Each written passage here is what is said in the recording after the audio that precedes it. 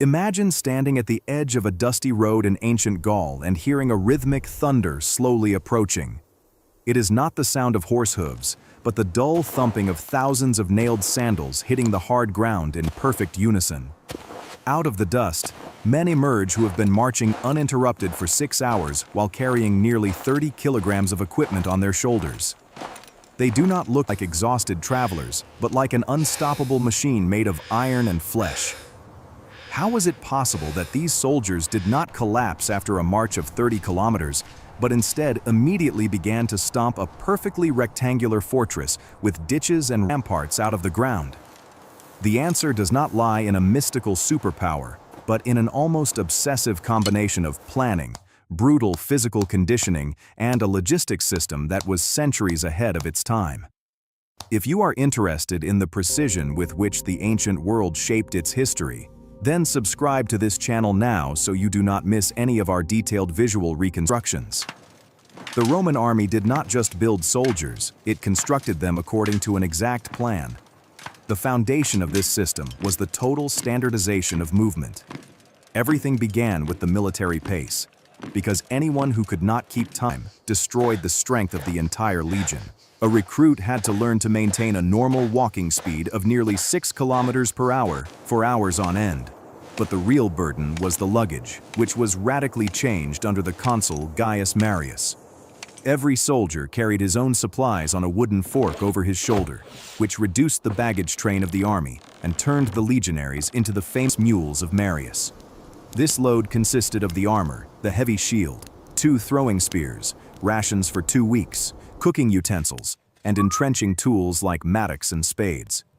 The march was, however, only the beginning of the day work, because as soon as the signal to halt sounded, the transformation of the landscape began.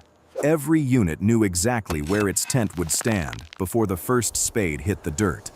A legionary was not just a fighter, but a highly specialized construction worker in chainmail. He had to be able to dig a trench 3 meters wide and 2 meters deep while his comrades protected the rampart with their shields. How did they endure this physical agony day after day? One important aspect was the psychological security provided by the always identical layout of the marching camp. An exhausted soldier does not have to think when every alley and every post is exactly where it stood yesterday. This spatial order saved precious mental energy that would otherwise be lost through disorientation or chaos. The legionaries rebuilt their home every single evening, which created a sense of invincibility. Training in times of peace was often harder than actual war service, so that the reality of the battlefield felt almost like a relaxation in comparison. They practiced jumping over ditches in full gear and swimming in cold rivers with shield and sword. The Roman military leadership knew that fatigue begins in the head, which is why discipline had to penetrate every fiber of the body. If a soldier fell asleep or was lazy during fortifying work, he faced draconian punishments intended to ensure the survival of the group. One man alone was weak, but 10,000 men functioning like a single organism were a force of nature. These soldiers were trained to ignore pain while simultaneously performing highly complex earthworks. The marching camp was not a simple fence, but a geometric masterpiece made of turf sods, wooden stakes, and earthen walls that was erected in less than 3 hours. This speed deeply demoralized the enemies of Rome because they saw that the Romans never slept unprotected. There was no moment of weakness that an attacker could exploit. The logistical chain behind these men was just as impressive as their endurance. Every century had mules for the heavy tents and the stone hand mills with which the soldiers ground their own grain. Fresh bread was the basis of their strength since it provided slow digesting energy that was essential for long marches. When you look at the reconstructions of these camps, you recognize the incredible efficiency of Roman spatial planning. Every tent offered space for 8 men who lived, cooked, and fought as a community. This social structure was the bond that prevented a man from giving up out of exhaustion because he never wanted to let his comrades down. The Romans understood the biomechanics of marching better than any other culture of antiquity. They developed sandals, the so-called caligae, which were extremely durable due to their nailed soles and provided grip on any surface, minimizing blisters and foot injuries. Without healthy feet, there is no invincible army. The focus was always on maintaining operational readiness under the harshest conditions. Even in the deepest winter or the blazing heat of Africa, these men built their walls with the same precision as on the home drill ground. Was this perfectionism madness? Perhaps, but it was the secret of Roman supremacy. A legionary knew that his chance of survival was directly proportional to the depth of his trench. He did not dig for his general, but for his own life. This realization drove the men to go beyond their physical limits. The structure of the camp was thus also a structure of the will to survive.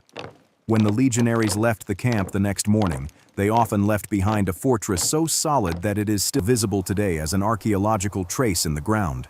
They built for eternity, even if they only stayed for one night. This is the true story of the men who never got tired. It was the symbiosis of iron discipline and the mathematical understanding of space and defense. Anyone who wants to understand the Romans must not only look at their swords, but must look at their spades and their surveying instruments. Imagine if you had to carry this load every day. Could you do it? The Romans could because they had no choice and because their system tolerated no mistakes. Every fortification was a statement to the world. We are here, we stay here, and we do not retreat a single millimeter. To understand the psychological endurance of these men, we must look at the daily ritual of drilling. A legionary spent years perfecting movements until they became part of his nervous system. It was this monotonous repetition that provided calm in the chaos of battle. When the noise of shields and the screaming of the wounded drowned out everything else, the Roman soldier only had his training left. He knew exactly how to hold his scutum and at what angle to position the gladius for the fatal thrust. This efficiency in killing was the result of countless hours on the practice field, where they fought against posts with wooden swords. The Romans invented assembly line work long before the Industrial Revolution. Only their product was the destruction of the enemy. But how did they recover? In the few hours of sleep they had left, they lay close together in their leather tents. These tents were waterproof and offered protection from the elements, which was crucial to maintaining morale. A wet soldier gets sick, and a sick soldier is a burden. Medical care was revolutionary for the time. Every legion had its own surgeons and medics who cleaned wounds and set bones. This care gave the men the confidence that they were not simply thrown away. Rome invested heavily in the human capital of its army because training a fully operational legionary took years and was extremely expensive. An experienced soldier was a valuable asset that had to be protected.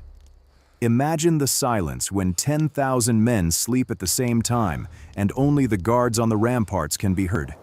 It was a silence full of deadly readiness. Even communication over long distances was sophisticated because with signal horns and standards, orders were transmitted without delay. A soldier had to be not only strong, but also know the complex signals of his unit in his sleep. This mental networking made the legion invincible against unstructured groups of warriors. When we see the remains of this history today, we look into the face of a civilization that knew no compromises. The legionary was the tool and the architect at the same time. He created the roads on which he marched and the walls that protected him. There was no difference between war and work. Both were part of the same mission. Have you ever wondered how these men must have felt after 20 years of service? They were no longer normal citizens, but living monuments of an order that changed the world forever. Every scar on their body told of a kilometer they had marched more than their enemy. The history of Rome is the history of endurance against chaos. When we walk through the gates of a reconstructed fort today, we still feel the aura of this merciless efficiency. There is no room for individuality. Everything is subordinated to function. The streets are exactly wide enough for 2 wagons to pass each other, and the granaries are constructed so that no moisture can enter. This structural logic is what made the Roman soldier a permanent worker of war. To reach our total time of 9 minutes, we must dive even deeper into the hard everyday life. A legionary consumed about 6,000 calories per day, which is almost double that of a modern office worker. Where did this energy come from? It was the wheat they laboriously ground between 2 stones to make a porridge or flatbread. Meat was rare because it was heavy to transport and spoiled quickly. The legionaries were therefore plant-based strength athletes.